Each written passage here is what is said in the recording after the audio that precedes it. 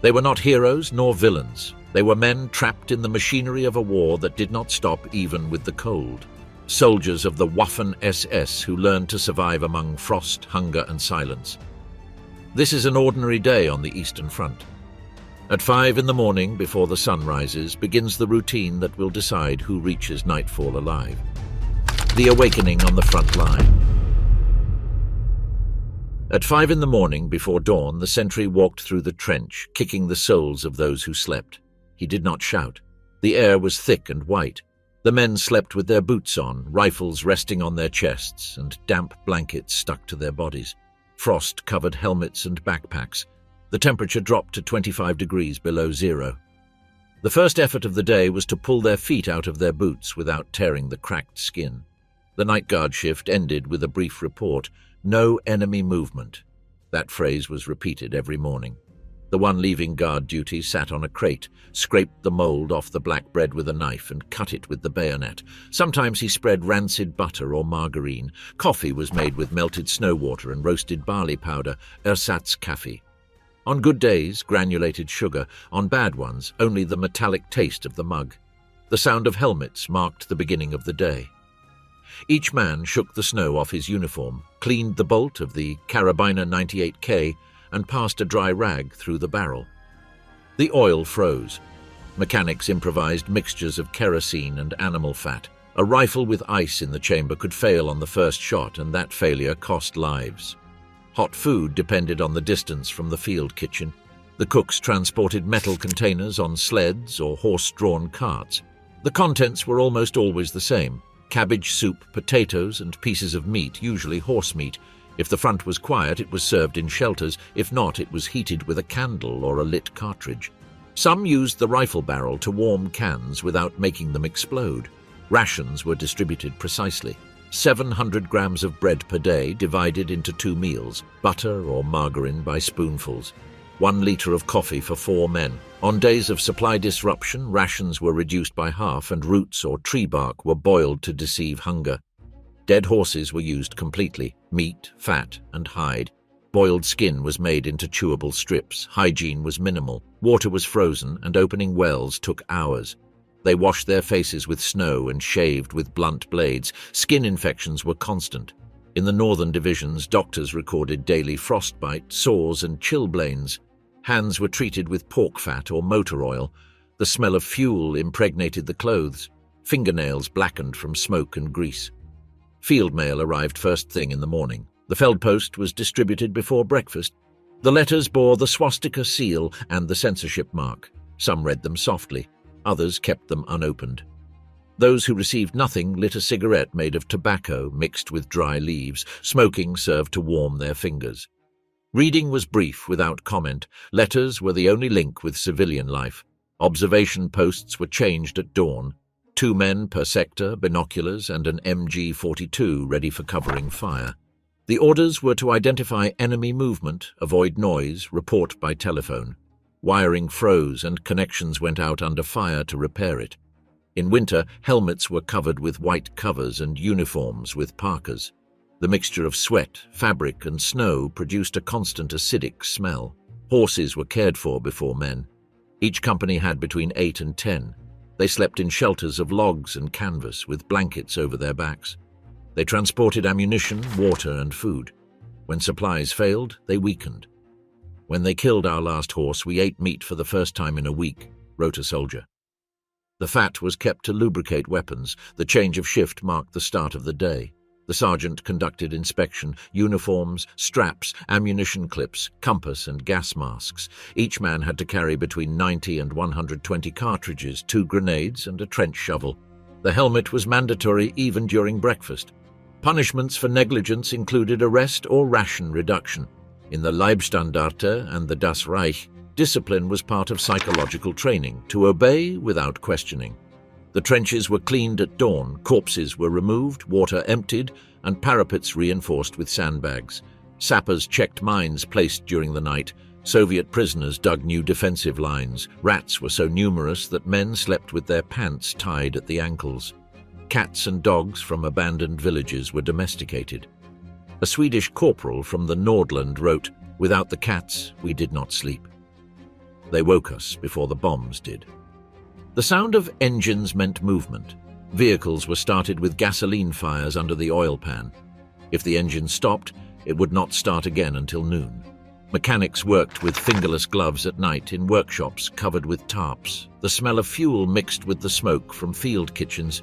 The entire front smelled of damp coal. Dawn brought the first operational order. An officer read it aloud. Positions, fortification, post-rotation. Maps were held down with stones. Communication with neighboring divisions was done by messengers. Each transmission was recorded in the Kriegstagebuch. Non-commissioned officers updated the lists of wounded and dead and sent them to headquarters. No one said anything. The numbers were impersonal, part of the routine. Dawn brought not light, but work. The men knew the day began the same as the previous one: snow, smoke, burned wood, and the creaking of uniforms when moving. In the trenches, the silence was broken only by the metallic squeal of machine guns being cleaned. Observers spotted enemy silhouettes and waited for the first shot. Thus began the day of a Waffen-SS soldier on the Eastern Front, without heroism, without rest, with the same order repeated every morning until the sun set again. Advancing without knowing if there are enemies. Patrolling was the most common and most feared task. In the daily reports of the SS units, reconnaissance missions were recorded precisely. Departure time, direction, number of men, type of armament, and estimated time of return. They were almost always carried out at dawn or during the night. The objective could vary: to observe enemy movements, locate artillery positions, bring prisoners, or verify if a sector was occupied. In many cases, the soldiers did not know exactly what they were going for, only that they had to go out, advance, and return alive. Each patrol was composed of between 6 and 10 men, led by a non-commissioned officer. A starting point and a route were designated, marked on the map with a blue pencil. Before leaving, the group met with the company officer. The command described the terrain, showed aerial photographs if there were any, and assigned responsibilities: rifleman, radio operator, observer, and medic. Everyone knew that contact with the enemy could occur at less than 100 meters and without warning. The armament was minimal. Kar 98K rifles, a MG42 or MP40 machine gun, hand grenades, and a flare. The lighter the load, the faster they could retreat. The movement began with darkness. The men separated from each other between 5 and 10 meters. They did not speak. Orders were transmitted through gestures. The metallic noise of the belts was forbidden. They were wrapped in cloths or leather. The smell of damp earth, fuel, and sweat was constant. The most experienced walked at the front, the new ones in the center. If someone stumbled or made noise, the group stopped. A false movement could reveal the entire position. In winter, the snow betrayed the steps. The men learned to walk with flat soles, distributing their weight. The footprints had to be confused with those of cattle or civilians. The first visual contact with the enemy was usually accidental. A fire lit in the distance, a voice, a shadow moving behind a trunk. The patrol leader decided in seconds whether to advance or retreat. There was no direct communication with the command. Field radios were large and vulnerable. Most of the reports were transmitted later upon return. On many occasions, the leaders ordered to observe and return without engagement. In others, the mission included capturing an enemy to obtain information. The Soviets knew this and placed bait patrols. Most ended in brief and chaotic shootings. The noise of weapons during a night patrol was irregular. Rifles thundered at close range, the echo lost in the forests. The soldiers fired short bursts, then withdrew. No one ran in a straight line. The instruction taught to move in zigzag, using trees or grenade craters as cover. Night combat was confusing. Many times the men fired at shadows. When there was moonlight, visibility improved, but so did the risk. A cigarette flash could reveal a position at hundreds of meters. The wounded were evacuated in silence. The nearest comrade dragged them by the collar of the coat or the belt, avoiding leaving visible blood traces. If they could not be moved, a grenade without safety was left, the last resort to avoid capture. Battalion reports record multiple cases of men missing during patrols. In most cases, they were never found. In the wooded areas of Belarus and Ukraine, partisans collected corpses and stripped them of weapons and documents before burying them in anonymous graves. The average duration of a patrol was from 2 to 6 hours. The longest ones, those linking units, could extend up to 24 hours. In those cases, the soldiers carried cold rations, glucose tablets, and a canteen with tea or alcohol. In winter, the liquid froze. Small glass tubes with potato alcohol were used to warm their hands. Flashlights were forbidden. The only means of orientation were the compass, the map, and knowledge of the terrain. The veterans learned to guide themselves by the sound of enemy engines or by the smell of smoke. Minefields were a constant threat. In areas where the front had changed several times, patrols walked on paths marked with branches or wire. Sometimes those markers were false traps placed by the enemy. The German S-mine, known as Bouncing Betty, was also used by the Soviets when captured. A false step could activate a charge and launch shrapnel within a radius of 20 meters. For that reason, the men advanced touching the ground with the tip of the bayonet or with a stick. In winter, the mines remained hidden under the snow and exploded weeks later when the ice gave way. On the Western Front, patrols faced another kind of risk: Allied artillery. Radars and counter-battery fire made any movement detectable. In Normandy, patrols moved between hedges and ruins, always under the threat of aerial observers. In that scenario, the danger was not an ambush, but indirect fire. Reports from the Hitlerjugend mention entire patrols annihilated by mortar fire without having seen the enemy. Nights with flares were especially dangerous. The white light turned the ground into a shining surface where any movement was visible. Reports from company commanders record that patrols were the main method for evaluating the terrain. From them, the advance maps were made, passable roads were located, and artillery positions were detected. Sometimes the results were inaccurate, and the command sent a second patrol over the same sector. This generated tension between officers and non-commissioned officers. In a letter from 1943, a sergeant from the Totenkopf wrote, "We go out at night, return by day without having seen anything. They tell us to repeat it. That is how men are lost." Encounters with civilians during patrols were frequent in Ukraine and the Baltic states. The villagers served as guides or informants, but also as partisan cover. The soldiers received the order not to trust anyone. If an inhabited house was found, it was inspected in silence and any radio or telephone was confiscated.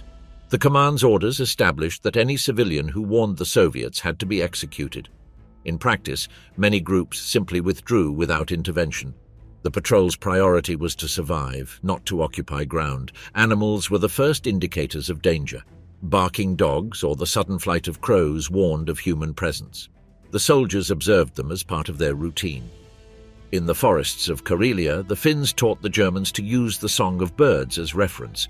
If it stopped abruptly, it meant nearby movement. In Ukraine, peasants used horses as alarms. If they became restless, there were troops nearby. The soldiers of the Waffen-SS learned to read those signs and to stop immediately when the environment changed. During patrols, time seemed motionless. There was no sense of distance or direction. Orientation depended on the leader, and a wrong decision could lose them among forests or wheat fields. The constant tension exhausted the senses. Absolute silence was a form of defense. Often, the men returned without having fired, with tense nerves and hands trembling from cold and strain. Medical reports recorded cases of involuntary tremors and temporary loss of voice after long patrols without rest. The return to the starting point was slow. Before entering their own lines, a password was used that changed every day. If the wrong word was answered, the machine guns opened fire. On more than one occasion, patrols were mistaken for enemy infiltrations and eliminated by error. For that reason, officers insisted on keeping the code updated. The process was simple. One word, one response. Example, Edelweiss, Nord. Only the group members knew the combination. In the chaos of the front, that was the only reliable security measure. Once back, the patrol leader wrote a report. The coordinates, estimated number of enemies, observed armament, passable roads, and any new building or position were recorded. The report went to the unit intelligence officer and then to the battalion. No personal comments were made. If there were casualties, the names were written, and "not recovered" was marked if the body was left behind. The rest received hot coffee and a double ration of bread. Afterwards, they slept a few hours before being assigned another task. Patrols were the basis of every ground operation. Without them, divisions were blind. In the SS units, they were considered a form of individual test. New volunteers were sent on their first patrol on the second day of arrival at the front. Those who returned joined the group. Those who did not were replaced without ceremony. The reports did not differentiate nationalities or ranks. 6 men sent, 5 returned. Thus it was repeated every night on all fronts throughout the entire war. What they really ate. The diet of the Waffen-SS soldier depended directly on the situation at the front and the state of the supply lines. In theory, the daily rations were calculated at 4,500 calories per man, but in practice that figure was rarely reached. The combat units on the Eastern Front received between 2,000 and 2,800 calories per day on average. The base of the diet was black bread, cabbage soup, and boiled potatoes. Motorized divisions, or those quartered near logistical depots, ate somewhat better. Those operating in isolated areas survived on what they found or requisitioned. Black bread, Schwarzbrot, was the central food. It was made with a mixture of rye, barley, and sometimes potato flour. It was baked in field bakeries set up behind the front line and transported in wooden boxes. Each soldier received a piece of 700 grams per day. The bread was cut with the bayonet and distributed in a fixed proportion. Mold appeared after 48 hours, so it was dried by fire or toasted. When it was lacking, it was replaced by hard biscuits, hart kekse, or by flour mixed with water and salt cooked in cans. The second component was soup. It was prepared in 200-liter cauldrons mounted on field kitchens, Feldküche. The basic recipe consisted of white cabbage, potatoes, carrots, barley, and small pieces of meat or fat. In winter, flour was added to thicken it. In many units, the flavor came from concentrated broth cubes or melted pork fat. The cooks improvised with what was available: horse, cow, or pig meat when there were supplies. In poor areas, dogs or dead horses from the field. Quartermaster reports record rations of unspecified meat in up to 30% of menus during the winter of 1943. Distribution took place twice a day, in mid-morning and at dusk. The cooks carried the food to the front in metal containers with sealed lids. The soup was served with a ladle directly into the mugs. Each soldier had to carry his own container and spoon. Cleaning was rudimentary, rinsed with water or snow. In case of combat, rations were advanced to avoid interruptions. When cooking was impossible, cold rations, Kaltverpflegung, were distributed: bread, dried sausage, cheese, margarine, and instant coffee. During prolonged operations, soldiers carried an iron reserve, Eiserne portion: 1 can of meat, 2 biscuits, 1 broth tablet, and 1 chocolate tablet. Coffee was an imitation. It was made from roasted barley or chicory. It contained no caffeine. The aroma was strong and bitter. It was served hot in the mornings or cold when there was no fuel. In better supplied units, it was mixed with real coffee from Denmark or Holland. On the Eastern Front, confiscated Russian tea partially replaced the fake coffee. Each soldier received 15 grams per day of coffee or tea powder. Sugar was rationed at 30 grams daily, but it was common for it to run out before the end of the month. Many used artificial honey or beet molasses as substitutes. Breakfast almost always consisted of bread with margarine or fat and coffee. Lunch was thick soup, and dinner bread with sausage or canned meat. The most common sausages were Leberwurst, liver, Blutwurst, blood, and Mettwurst, cured and dried. The canned meats came from Germany, Czechoslovakia, or Poland and contained pork, horse, or a mixture. The most common brand was Schneekloth and Company, also used by the Heer. The labels disappeared with moisture, so the contents were identified by smell and color. The soldiers called the mysterious cans simply Fleischdose. Chocolate was scarce. It was reserved for armored troops, paratroopers, and medical personnel. Instead, glucose tablets or mint candies were distributed.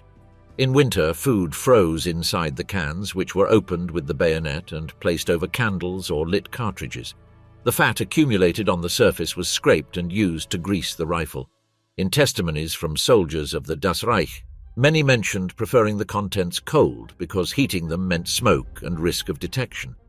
Alcohol was regulated. Officially, a ration of 125 milliliters of brandy or wine per day was allowed. In practice, it was distributed irregularly. Units in combat received alcohol as a moral measure, especially after losses or victories. The most common was potato or beet, schnapps, 40 degrees strong. During prolonged campaigns, it was replaced by local brandy made in occupied villages. Abuse was frequent and commands imposed restrictions. In 1944, the SS regulation ordered reducing consumption during offensive operations due to loss of discipline in combat. Tobacco was more important than bread. Each soldier received between 6 and 10 cigarettes per day. The Juno, Eckstein and Riemtsma brands were the most distributed. When lacking, dry leaves or tea were mixed to make improvised cigarettes. Packs were used as currency. On the Eastern Front, one cigarette could obtain a can of meat or a piece of bread. Tobacco was a means of control. Rewards for performance included extra cigarettes. Minor punishments consisted of withdrawing them. The heavy smoker counted them as part of his rations. Food became a constant concern. Field kitchens were frequent artillery targets. The smoke from the stoves gave away the position. For that reason, cooking was done in protected areas or behind hills. In winter, cooks dug ovens in the snow and used damp wood to avoid flames. Mechanized divisions had mobile kitchens towed by trucks. Light units used horses. The cooks were soldiers with basic quartermaster training. They were considered an essential part of the logistical system. In the reports of the SS Führungshauptamt, experienced cooks were classified as strategic resources. In the summer months, soldiers gathered fruit, vegetables, or chickens from the villages. Stews were prepared with what was requisitioned. The command tolerated these practices if they did not affect discipline. In winter, fresh food disappeared and scurvy became common. Vitamin C tablets made in Germany were distributed. Medical reports show that between 1942 and 1944, cases of nutritional deficiency increased by 40% in the Eastern Front divisions. Diarrhea from spoiled meat was frequent and weakened units for weeks. The transport of food was a constant problem. Each day, between 12 and 15 tons of provisions were needed for a division of 15,000 men. Advances or retreats interrupted supplies. When trains were destroyed, trucks ran out of fuel and horses died of exhaustion. In those cases, the units lived off the land. The SS regulations authorized requisitioning food from civilians within a radius of 15 kilometers from the front. Sappers confiscated grains and animals. Complaints were common, but orders were clear. The soldier fights with a full stomach. It was not open to discussion. Foreign volunteers introduced small variations. The Flemish and Dutch requested white bread and butter, impossible to obtain. The Nordics preferred fish and herrings, sometimes sent from Norway. The Balts added oatmeal soup, but the base was always the same: bread, fat, and soup. The cooks usually mixed all leftovers and reheated them the next day. Soldiers called that mixture Einheitsbrei, standard mash. It was prepared in large pots and served for 3 meals. Officers ate separately. Their rations included better sausages, eggs, butter, and quality alcohol. They had their own cooks and porcelain plates. The troops knew it, but did not comment. The system was hierarchical, even in food. In the kitchens, the officers' leftovers were saved for the sick or the night guards. The cooks knew that any attempt to steal food was punished with arrest and loss of rank. On some fronts, shootings for looting depots were documented. Special rations appeared before offensives. In those cases, fresh meat, biscuits, and chocolate were added. They were called attack rations. Caffeine capsules, Pervitin, manufactured by Temmler, were also distributed to help soldiers stay awake during long days. They were consumed with coffee.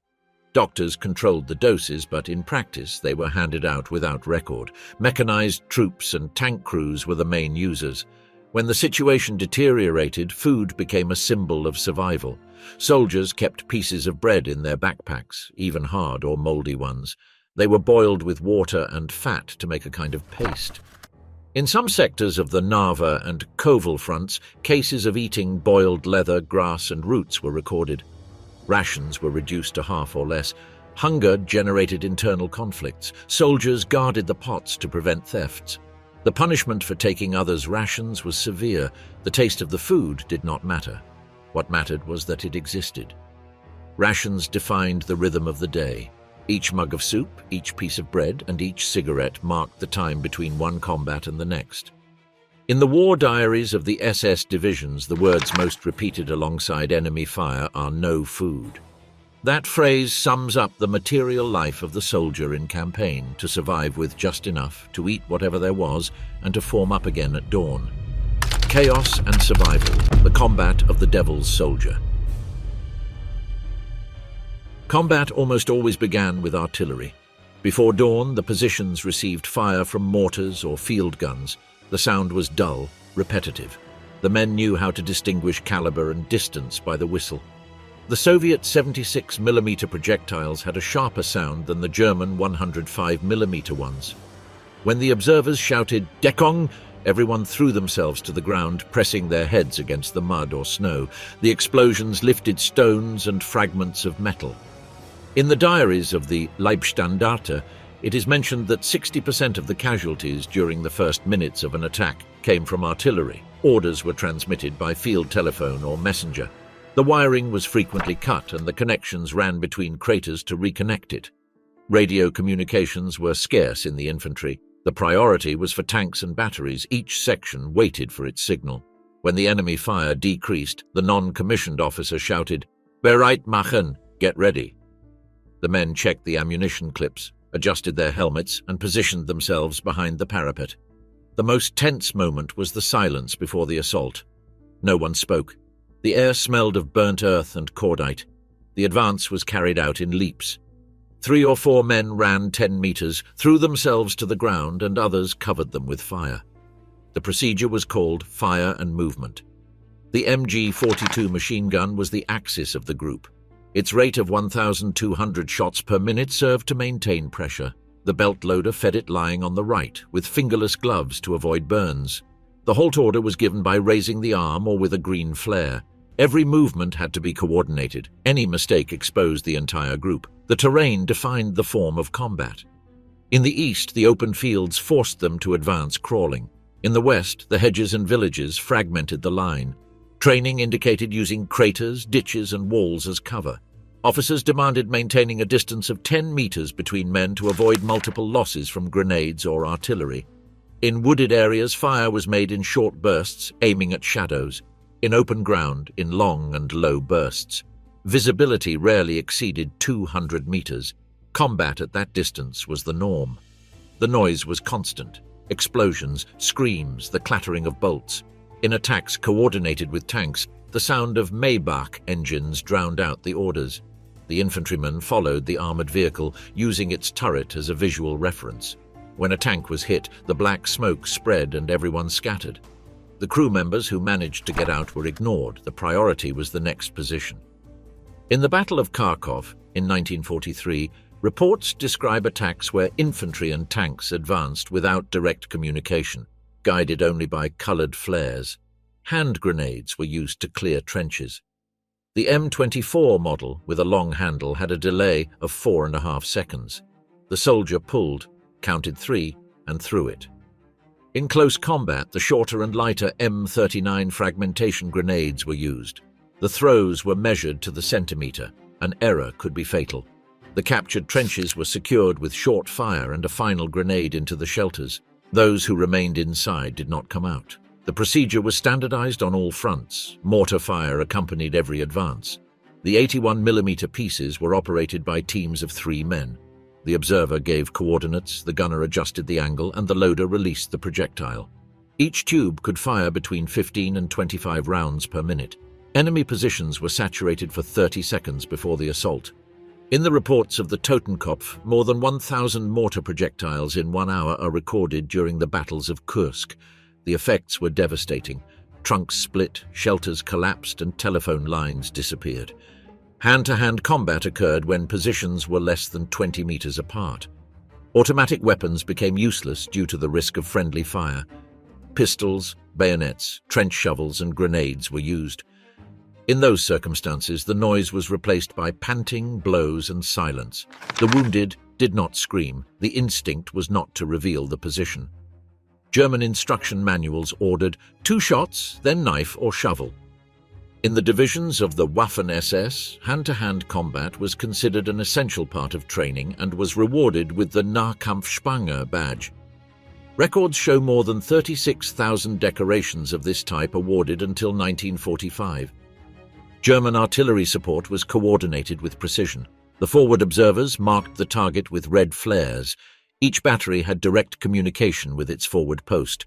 The 105 and 150 mm pieces fired in bursts of 5. The projectiles exploded with a delay of fractions of a second to cover their own advance. When the enemy artillery responded, the terrain became a cloud of dust and shrapnel. The casualties were evacuated with improvised stretchers or left where they fell. The medics worked crouched, applying tourniquets and morphine under fire. On the Eastern Front, Soviet attacks included waves of infantry followed by armored vehicles. The Waffen-SS responded with crossfire from machine guns and Pak-40 anti-tank guns. Each piece could destroy a T-34 at 800 meters if the projectile hit at an angle. The orders were to maintain fire until 200 meters and then change position. Survival depended on seconds. The destroyed tanks were used as cover. Reports from the winter of 1943 to 44 show that SS companies lost between 25 and 40% of their men in the first 10 minutes of offensive combat. In Normandy, the type of combat was different. The Allies used air superiority and naval fire. The SS positions were bombarded before contact. The men buried themselves up to the neck. After the bombardment, the infantry advanced through smoke. German weapons responded with concentrated fire, MG-42, Panzerfaust, and mortars. The hedge-covered terrain allowed close-range ambushes. In the 12th SS Panzer Division Hitlerjugend, the average engagement lasted less than 20 minutes. The losses were quick and localized. Logistical chaos was part of the combat. Ammunition was exhausted in hours. The loaders crossed the field with boxes of 7.92 mm rounds on their backs. Each machine gun consumed 1,500 cartridges per hour of continuous fire. The belt weighed 11 kilograms per 250 shots. Rifle clips were reloaded manually. When supplies ran out, weapons and ammunition were taken from the enemy. During retreat phases, soldiers used Soviet SVT-40 or Mosin-Nagant rifles due to lack of spare parts. Casualties were immediate and recorded afterward. The non-commissioned officer carried a control notebook with the names. Each wounded man was classified into 3 categories: light, severe, or without return. The dead were inspected to remove documents and identification tags. Half tags were sent to the battalion headquarters. There was no time for burials. Only when the fire ceased were shallow graves dug and a stake with a helmet placed on top. In winter, the frozen ground made digging impossible. The bodies were covered with blankets or snow until spring. Fatigue arrived before the end of combat. After hours of continuous fire, the men could barely hold the rifle. Their fingers went numb, their ears rang. The smell of gunpowder, earth, and burnt flesh clung to their clothes. Those who survived cleaned their weapon with a cloth and waited for new orders. There was no celebration. Ammunition counting was immediate. The section leader reported number of shots, casualties, and grenade consumption. The next orders arrived in the afternoon: fortify the position, establish patrols, and wait for the counterattack. The newly conquered positions were secured with mines and barbed wire. The sappers worked at night, placing charges on the access points. The priority was to reorganize the front. The wounded who could walk helped with the tasks. Trucks collected those who could not move. In cases where the enemy retook the ground, the wounded were left behind. German reports recorded them as lost in combat. On some fronts, up to 1/3 of the missing came from those situations. Between combats and the impossible rest. Combat did not end with the enemy's withdrawal. After each engagement, the men returned to their positions or to improvised shelters. Rest was relative. They slept dressed, with their boots on and the rifle within reach. In the reports of the Leibstandarte and the Das Reich, the term rest designated any period without direct contact with the enemy, even if it included cleaning weapons, burying the dead, or repairing trenches. The body and equipment continued to function, but at a different rhythm. Rest positions were located between 1 and 3 kilometers behind the front line. There, shelters of earth and wood were dug and covered with tarps. In winter, they were reinforced with branches and compacted snow. In summer, with straw and mud roofs. The average space per man was 1.5 square meters. The floor was covered with damp straw or dirty blankets. The smell of sweat, smoke, and grease filled the air. Humidity was constant. Officers slept apart, in tents with coal heating or in abandoned houses. Sleep was interrupted by guard shifts. Each soldier did 2 one-hour shifts per night. The sentries were relieved in silence. Sleeping more than 3 consecutive hours was rare. In the war diaries of the SS Panzergrenadier Regiment II, there are mentions of 5 days without complete rest during the Battle of Kursk. The men slept sitting or leaning against the rifle. Their heads fell forward, their bodies moved by reflex. Snoring could reveal a position, so some plugged their mouths with rags. Hygiene was reduced to the minimum. Clean water was scarce and reserved for cooking or preparing coffee. Soldiers washed with snow, rain, or mud. Shaving was done every few days when there was time. Blades were shared among several. Skin infections were common: lice, scabies, and foot fungus. Battalion doctors sprayed uniforms with anti-parasitic powder, DDT, or Läusepulver. Clothes were boiled when possible, but heat attracted snipers and visible fires were avoided. In winter, uniforms froze and became stiff, almost impossible to remove. Hot food marked the only moments of pause. The field kitchen distributed soup or stew twice a day. The men sat in a circle, helmets to one side and the machine gun covered. The food was served in metal mugs. There were no spare plates or cutlery. If a mug was lost, the helmet lid or a can was used. Eating was a mechanical action. One hand held the bread, the other the weapon. The cooks counted the rations. No one could repeat. Leftovers were stored in cans and reheated during the next shift. Tobacco and fake coffee were part of rest. Each soldier was entitled to a fixed amount of cigarettes or pipe tobacco. Smoking inside the shelters was forbidden due to fire risk, but the order was rarely obeyed. Smoke filled the tunnels and eyes burned. Cigarettes were put out with the rifle tip or with the sole of the boot. In calmer sectors, they played cards or dominoes. Cards were made from ammunition boxes or cigarette cartons. Bets were made with bread or tobacco. Silence was broken only by the click of ammunition clips being loaded. Weapon maintenance was mandatory. Each man had to clean his rifle, bayonet, and belt. Machine guns were disassembled and greased every 12 hours. Oil froze, so it was mixed with animal fat or petroleum jelly. Non-commissioned officers inspected each weapon. Any fault was recorded and could mean punishment. In the shelters, the metallic sound of bolts and rods was constant. The soldier slept beside his weapon, the strap wrapped around his arm. It was a rule never to separate from the rifle, not even to eat or sleep. Field mail arrived in trucks every 3 or 4 days if the roads were open. Letters were reviewed by military censorship. The most awaited were those containing packages, chocolate, sausages, or photographs. The envelopes smelled of soap or perfume. The men kept them in the inner pocket of the coat, protected with plastic or waxed paper. They read them once and folded them carefully. Some wrote immediate replies. Paper was scarce. Margins of old reports or map paper were used. Pencils were shared and sharpened with knives.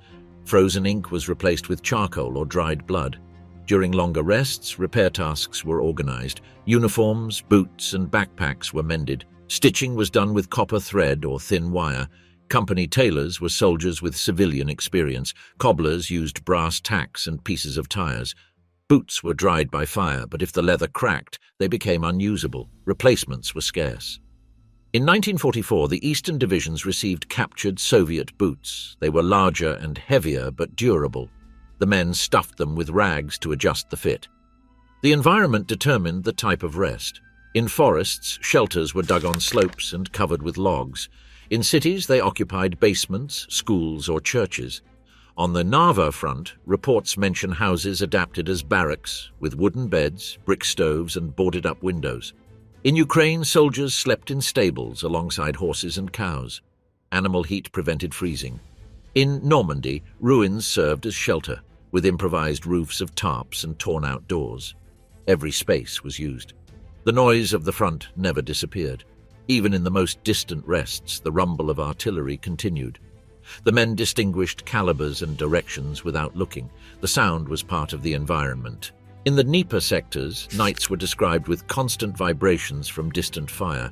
No one was startled. The body adapted. The only moment of absolute silence was before an offensive. Then the air stood still and the soldiers knew rest was over. Entertainment was limited. Some read small books sent by the Deutsches Frontbuch. Titles were history manuals, adventure novels, or biographies of officers. Chaplains distributed Bibles or pamphlets from the Kameradschaftsbund. Foreign volunteers received texts in their own language. Norwegians and Flemish often sang their own songs, sometimes forbidden. Germans preferred silence or traditional marching songs such as Erika or Panzerlied. Group singing was used to maintain morale and a sense of unity. Health deteriorated quickly during rest periods. Doctors checked wounds, fever, and frostbite. Treatments were carried out in tents or occupied houses. Basic medicines were morphine, sulfur drugs, iodine, and alcohol. There were no antibiotics. Minor wounds were treated on site. Serious ones were evacuated to the aid post.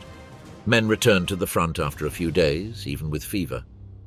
Medical reports show that more than 70% of soldiers wounded in the field returned to their unit within 3 weeks. Discipline was not relaxed. Non-commissioned officers maintained brief exercises, weapon disassembly, trench cleaning, signal practice. Formations were held once or twice a day, even without officers present. Rest was not free time, but reorganization. Command insisted on maintaining fixed schedules: breakfast, inspection, guard, maintenance, rest. Sanctions were applied the same as in combat. In elite divisions such as the Leibstandarte, failure to follow an order during rest was considered a serious offense. Accumulated fatigue was visible. Men slept where they fell, on the ground, on ammunition boxes, or in vehicles. Medical reports from 1944 mention an increase in nervous collapses and fainting during night marches. Symptoms were simple: muscle stiffness, fixed gaze, loss of reflexes. Treatment consisted of brief rest and salted water. There was no time or means for more. The term combat exhaustion, Gefechtsmüdigkeit, began to appear in medical records in 1943, though it was avoided officially. On the calmest days, fortification work was done. New trenches were dug, edges reinforced with logs and barbed wire laid. Sappers worked without rest, even in resting zones. Engineers checked mines and observation points. Every rest was used to prepare the next defense. In forests, men cut wood and repaired shelters. Axes and saws were as important as rifles, hands filled with blisters, but manual labor helped maintain routine. Animals accompanied daily life. Cats, dogs, and horses shared shelters. They served to control rats or provide warmth. In testimonies of veterans from the Nordland, dogs are mentioned sleeping on soldiers' legs during winter. In other sectors, animals were emergency meat. Wounded horses were slaughtered and their meat was shared among the sections. Nothing was wasted. Skin, fat, and bones were used to make straps or soap. Rest ended without warning. One order, one flare, or one shot was enough. The men gathered their equipment, slung their backpacks, and formed up in silence. Interrupted sleep, half-drunk coffee, or unfinished letters were left behind. In a few minutes, the calm routine turned into movement. Thus it was repeated each day: combat, rest, combat. There was no difference between weekday or Sunday, only between fire or pause. And that pause, brief as it was the closest thing to rest a Waffen-SS soldier could know. The abuse of civilians and the rear. The rear was not a place of rest. In the areas under German control, civilians, rear units, and combat troops coexisted under a military regime. The orders of the Waffen-SS were clear: maintain order, secure supplies, and eliminate any threat of partisans. Soldiers entered destroyed or semi-inhabited villages after each advance. The villages, burned or abandoned, were inspected house by house. The reports from 1942 of the Totenkopf on the Kharkov front record that 80% of the dwellings were empty at the time of arrival. The entry procedure was standardized. The section leader designated 2 groups: reconnaissance and securing. The first inspected streets, basements, and barns. The second was in charge of requisitioning food, animals, and materials. Civilians were gathered in the square or in the church. They were asked to show documents or mandatory armbands. In Ukraine and Belarus, most had no papers. The company interpreter, usually a local collaborator, translated the basic questions: age, occupation, presence of partisans, weapons, or radios. The men were separated from the women. If weapons were found, the procedure was immediate: execution or transfer to the security command. Requisition orders were issued in writing. Each division had a Feldwirtschaftsoffizier, field economy officer, responsible for recording confiscated food and animals. They were weighed, noted on forms, and loaded onto trucks or carts. Payment was symbolic or non-existent.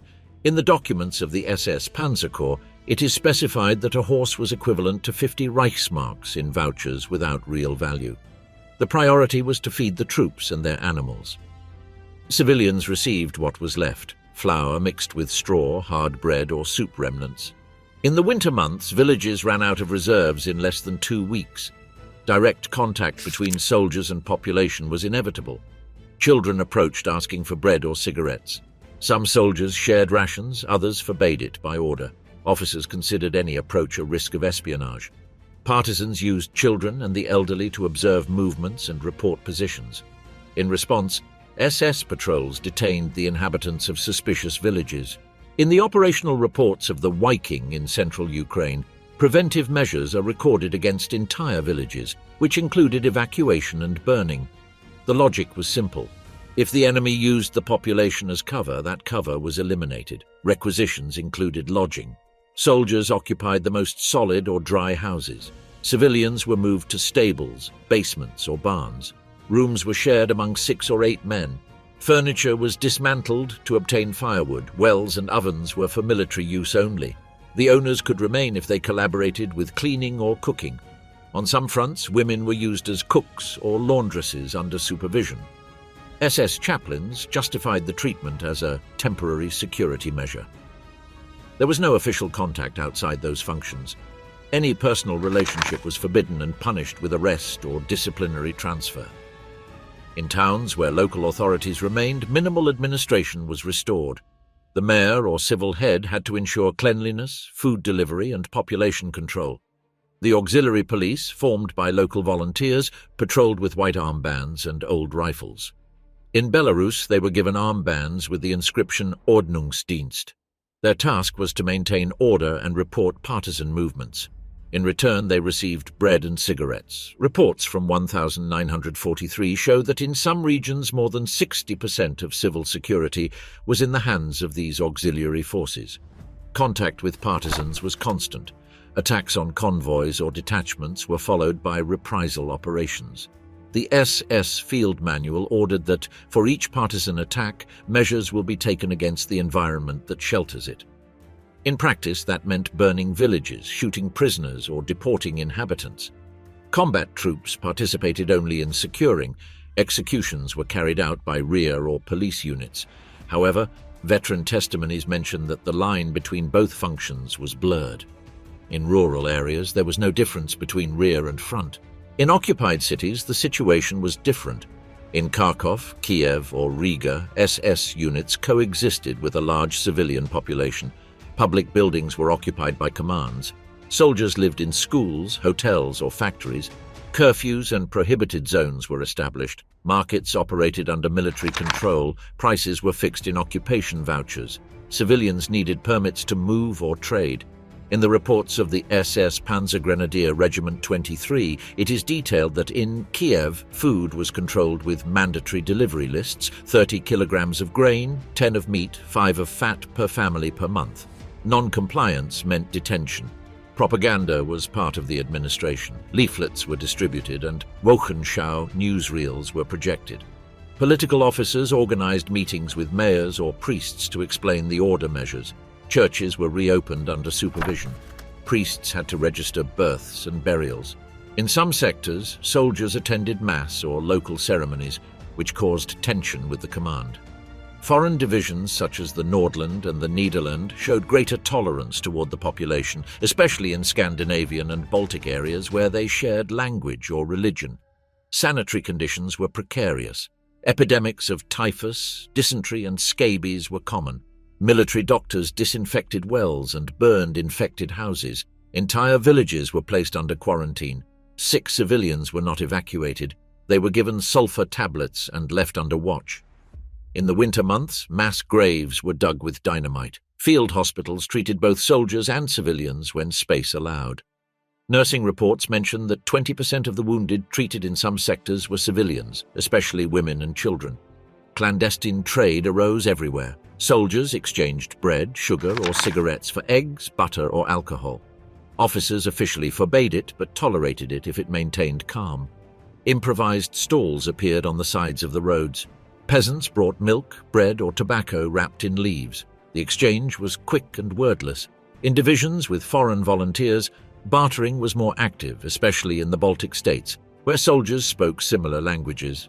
In Ukraine, black markets flourished under German and Soviet control depending on the shifting front. Deportations were part of territorial control. Young people were recruited for forced labor on roads or fortifications. Men were sent to the Reich as agricultural or industrial labor. Each division had to provide a set number of workers per month. Orders came from the höhere SS und Polizeiführer of the sector. Civilians were transported by truck or train. Lists were drawn up with the help of local mayors. In some cases, volunteers asked to join auxiliary units to avoid transfer. The occupation system combined coercion, necessity, and survival. In the immediate rear of the front, the population lived under constant threat. Bombings and troop movements destroyed crops and homes. Reports from the SS Wirtschaftsverwaltungshauptamt indicate that in 1943, in central Ukraine, agricultural production was reduced by 60% compared to the previous year. Civilians survived on herb soup, oat bread, or horse meat. Villages supplied the troops first and survived on what was left. Children worked as guides or messengers. Women washed clothes or cooked in exchange for food. German money had no value, only food mattered. Prolonged contact generated mutual adaptations. Some soldiers learned basic words of the local language. They knew how to ask for water, bread, or directions. Official interpreters handled conflicts. In divisions with prolonged experience in the east, such as the Viking or the Totenkopf, reports show a forced but stable coexistence. The villages knew what was expected of them: delivery of food, lodging, collaboration. In return, they received partial protection against other troops or partisans. In many areas, the presence of the Waffen-SS meant control and, paradoxically, a certain temporary stability. Constant movement made it impossible to establish a fixed rear. Every week, positions changed. Villages were abandoned or burned to leave no resources to the enemy. Civilians fled westward along with the German troops. In the winter of 1944-45, entire columns of refugees shared roads with retreating SS divisions. Testimonies coincide in the same image: carts, women, children, and soldiers moving through the snow, in silence, toward the interior of the Reich. There was no difference between civilian and combatant. Both were part of the same landscape of exhaustion. The rear was an extension of the front. There was no clear line between war and occupation. The Waffen-SS acted as both a combat and territorial control force. Every contact with civilians implied a risk of espionage or rebellion. For that reason, the rules were simple: obedience, delivery, silence. The occupied territory was maintained under those three conditions. Everything else, hunger, losses, orders, was part of the same system of survival that governed both soldiers and those who lived under their dominion. Winter, the true invisible enemy. Winter on the Eastern Front was not an occasional phenomenon, but a phase of combat with its own characteristics. From November to March, the temperature dropped below 20 degrees below zero, and the days were reduced to only a few hours of light. Snow-covered roads, positions, and bodies. Engines stopped, weapons froze, and supply lines were interrupted. The visible enemy became secondary. Cold, humidity, and lack of shelter were the main causes of casualties. In medical reports from 1942, 30% of the losses did not come from combat, but from frostbite and respiratory diseases. Standard German equipment was not designed to withstand those conditions. The regulation coat, the mantle, was made of thick wool, heavy and poorly insulating. Leather boots absorbed moisture and hardened with ice. Soldiers improvised by covering them with rags, paper, or straw. In the winter of 1941-42, Waffen-SS units received fur-lined parkas and trousers taken from Luftwaffe and Finnish army depots. Even so, distribution was irregular. On the Volkov front, one company could have 20 well-equipped men and the rest with autumn uniforms. Captured Soviet coats became valuable assets. In the reports of the SS Panzer Grenadier Regiment 10, the order is mentioned. Any prisoner stripped of his coat must have it immediately replaced by the one most in need. Frostbite began at the feet. Toes went numb, the skin turned grey and then black. Boots soaked during the day did not dry at night. Doctors recommended rubbing feet with snow, but that caused sores. The most effective method was to change socks 3 times a day, something impossible in the field. In some sectors, newspapers were distributed to wrap feet. The paper absorbed part of the moisture and insulated against the wind. In extreme cases, soldiers amputated toes with combat knives to avoid gangrene. Rear hospitals recorded thousands of amputations without anesthesia. The cold also affected weapons. Lubricating oil solidified and the rifle bolt became immobile. Maintenance instructions changed. Parts were to be cleaned with gasoline or kerosene instead of oil. The MG-42 machine guns were especially sensitive. Internal condensation created ice in the mechanism. Loaders kept the ammunition belts under their armpits to prevent freezing. Artillery barrels had to be heated with fire before firing. If used cold, they broke. Mortars and grenades froze in the tubes, causing premature explosions. In many cases, captured Soviet weapons worked better because they used mineral lubricants. Logistics collapsed under the snow. Vehicles could not advance. Roads disappeared under layers of ice and frozen mud. Trucks ran out of fuel, horses out of food. Transport depended on sleds or marching on foot. Each soldier carried between 25 and 30 kilograms of equipment. Field kitchens moved with difficulty and food arrived cold or frozen. Soup turned into solid mass. Cans of meat were opened with bayonets heated over fire. Bread rations froze like stone. They were cut with axes or gnawed by bites. In quartermaster reports from the winter of 1943 to 44, rations not edible due to prolonged freezing are described. Shelters were improvised. They were dug half a meter deep and covered with logs, tarps, and compacted snow. Inside, the temperature barely stayed above zero. Small stoves made from fuel cans were lit, producing smoke and suffocation. Men slept in groups of 3 or 4 to conserve heat. Uniforms remained on for weeks.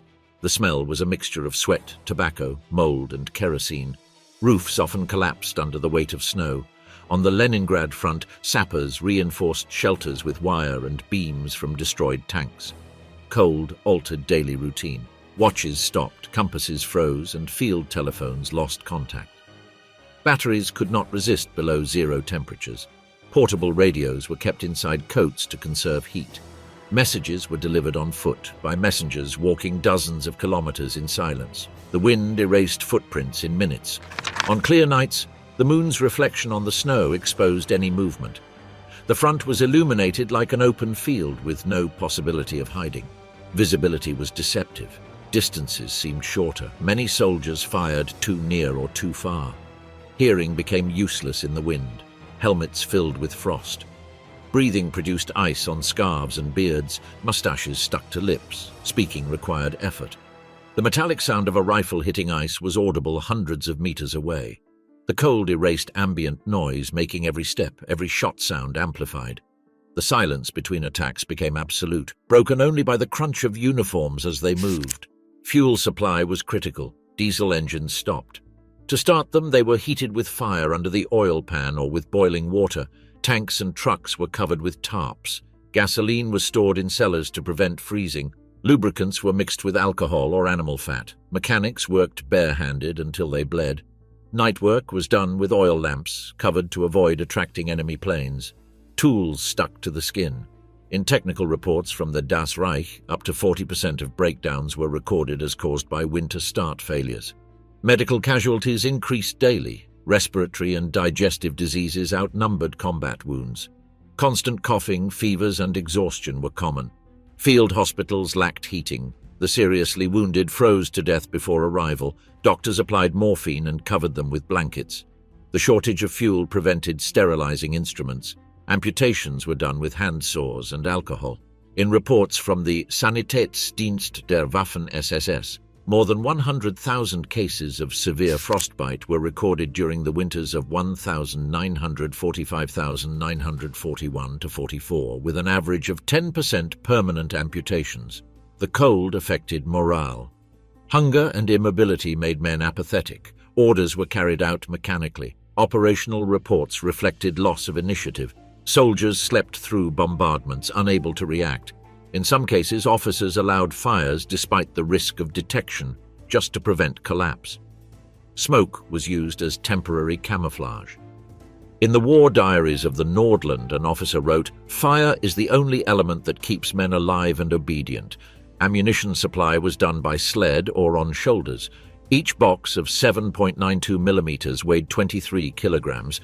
Grenades froze in their bags and were warmed by hand before use. Artillery shells were stored in underground shelters. Detonation cables were cut by ice. Long-range artillery became useless due to immobile parts. Only small arms could function regularly.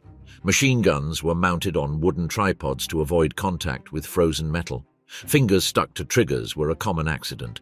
Cavalry and draft animals suffered equally. Horses died of exhaustion or broke their legs on ice. Their corpses were used to cover trenches or as improvised fuel. Units with dogs used them to transport light ammunition or messages. On the Narva front, dog sleds became the only means of movement between positions. Animal feed was made from mixtures of flour, dry leaves, and fat. In veterinary reports from the SS Panzer Corps Nord, it is stated that a useful animal is worth more than an immobile truck. Winter changed tactics. Attacks were reduced and defenses were reinforced. Mines were hidden under layers of ice. Patrols moved with skis or snowshoes. Observers used reversible white camouflage. On clear nights, snow reflected flare light. Combat was at close range without artillery. Continuous fire melted snow and created steam that revealed positions. The use of grenades and automatic weapons was limited due to jamming risk. Winter combat was static, dominated by snipers and mortars. Air supply was an exception. Planes dropped packages with food and ammunition wrapped in parachutes. Many were lost in the wind or fell into enemy hands. Smoke or fabric signals for orientation were hard to distinguish from the air. On northern fronts, Finnish reindeer convoys replaced motor transport. Men learned to build snow shelters, the so-called igloos, and to cook inside to retain heat. The Finns instructed SS troops in polar survival techniques: dry feet every 4 hours, never sleep alone, keep breathing slow. Clothing, rifles, and men degraded at the same rate. Uniforms stiffened, seams opened, faces cracked. Rifles were covered by a white layer that reflected sunlight and caused temporary blindness. Protective goggles were scarce. Eyes became inflamed, and frozen tears prevented aiming. Helmets were covered with white cloth covers to break contrast. Gas masks were used as protection against wind. Men walked with faces covered and bodies bent forward, moving like grey figures in a lifeless landscape. Winter distinguished neither rank nor unit. Elite divisions suffered as much as reserve ones. In the orders of Dönitz and Himmler, the climate was defined as an operational enemy. Training was adapted: short marches, constant guard rotation, and reduced exposure hours. Even so, numbers remained high. In 1943, the Sanitätsbericht of the Waffen-SS recorded 26,800 medical casualties due to extreme cold only in Army Group North. No visible enemy caused such sustained losses. Winter was combat without bullets. It wore down engines, skin, and discipline. When spring arrived, men emerged from shelters with cracked skin, loose teeth, and feet wrapped in rags. Weapons rusted and mud replaced ice, but the losses remained. Winter had done what the enemy did not always achieve: break bodies without needing to shoot.